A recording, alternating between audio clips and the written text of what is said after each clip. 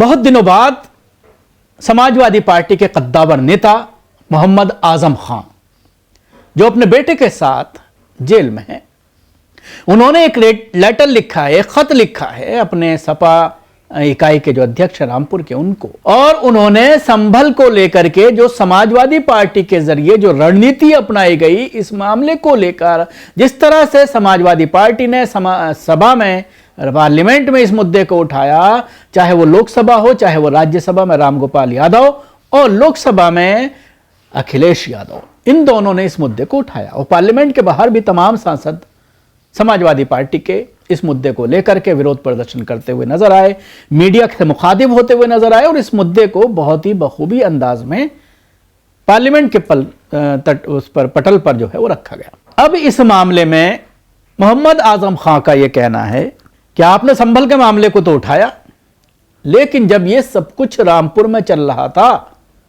तो आप खामोश रहे। उन्होंने शिकायत दर्ज कराई इंडिया गठबंधन को लेकर और यह कहा कि इंडिया गठबंधन ने रामपुर के मुद्दे को सही ढंग से न उठा करके रामपुर के मुसलमानों के खिलाफ अन्याय किया है।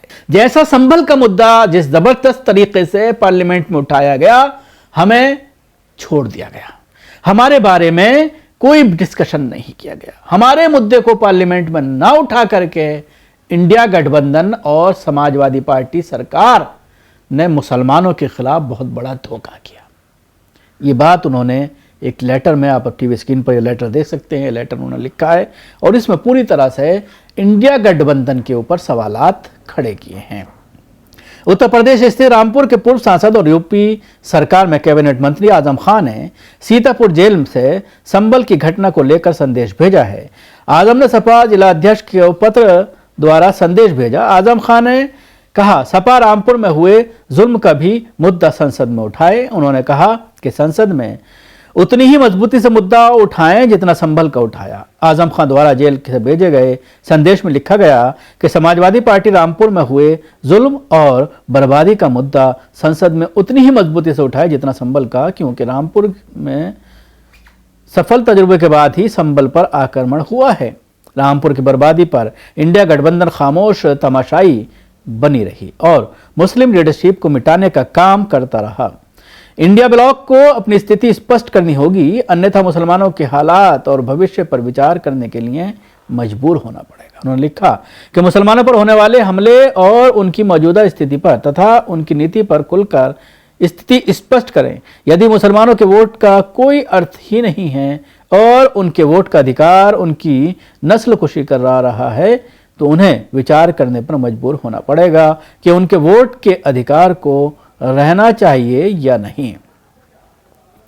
पूर्व काबीना मंत्री ने लिखा है कि बेसहारा, अलग थलग और अकेला खाक व खून में नहाया हुआ अधिकार इबादत गाहों को विवादित बनाकर समाप्त करना इत्यादि केवल साजिश करने वाले, षड्यंत्र रचने वालों तथा दिखावे के हमदर्दी के लिए देश की दूसरी आबादी को बर्बाद एवं नेस्तनाबूद नहीं किया जा सकता। संभल में 19 नवंबर को मस्जिद के सर्वे के आदेश किए गए थे। बाद में फिर 24 नवंबर को सर्वे के लिए टीम पहुंची थी, हिंसा हुई और 5 लोग मारे गए।